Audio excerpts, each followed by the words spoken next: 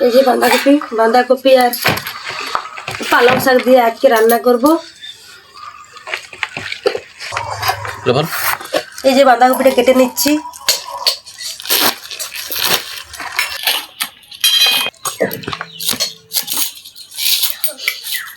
এই যে এখন পালং শাকটা কেটে নেব।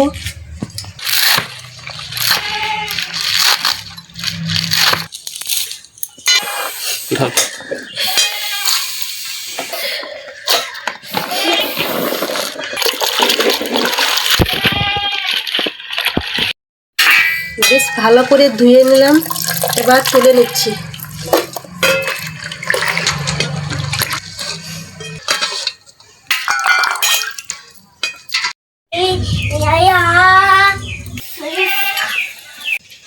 পরিমাণ মতো লবণ দেওয়ার পরে হলুদ গুঁড়ো দিয়ে দিচ্ছি, সরিষার তেল দিচ্ছি, কাঁচা লঙ্কার ফোড়ন দিচ্ছি, রসুন দিলাম, রসুন দিচ্ছি,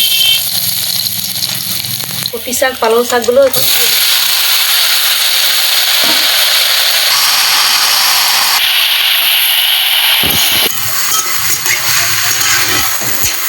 কিছুক্ষণের জন্য ঢাকা দেব। পরবর্তী ভিডিওতে আবার দেখা হবে। সবাই ভালো থেকো। ভালো লাগলে অবশ্যই লাইক করতে ভুলবে না।